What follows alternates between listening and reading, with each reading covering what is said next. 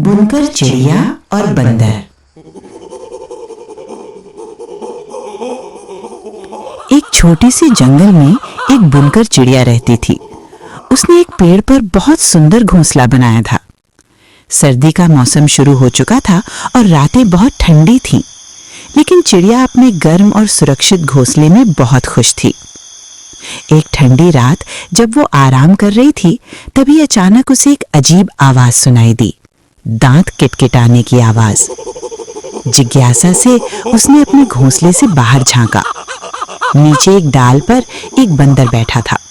वो ठंड से बुरी तरह कांप रहा था और उसके दांत लगातार किटकिटा रहे थे। चिड़िया, जिसे बात करना पसंद था, उसने धीरे से कहा, प्रिय बंदर, क्या बाहर बहुत ठंड नहीं है? लेकिन बंदर ने उसकी बात को गलत समझा। उसे लगा कि चिड़िया उसका मजाक उड़ा रही है। वो गुस्से से ऊपर देखने लगा। चिड़िया अपने घोंसले में सुरक्षित थी, इसलिए उसे डर नहीं लगा। मुझकर गुस्सा मत करो प्रिय बंदर, उसने कहा। मैं साफ साफ बात करने में विश्वास करती हूँ। बंदर और ज्यादा गुस्सा हो गया और गुस्से से चिड़िया को घूरने लगा।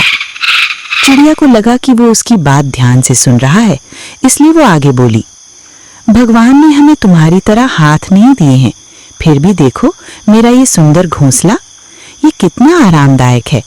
तुम बाहर ठंड में कांप रहे हो और मैं यहाँ आराम से गर्मी में हूँ।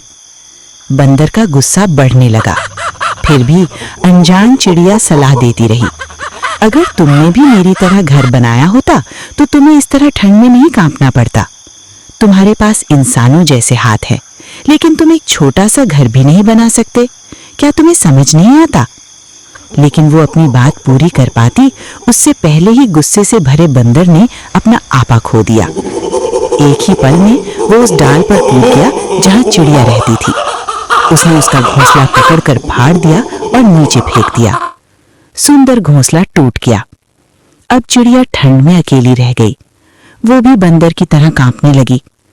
उसी क्षण उसे अपनी गलती का एहसास हुआ, लेकिन तब तक बहुत देर हो चुकी थी। नैतिक शिक्षा, बिना सोचे समझे नहीं बोलना चाहिए। बिना सोचे समझे नहीं बोलना चाहिए।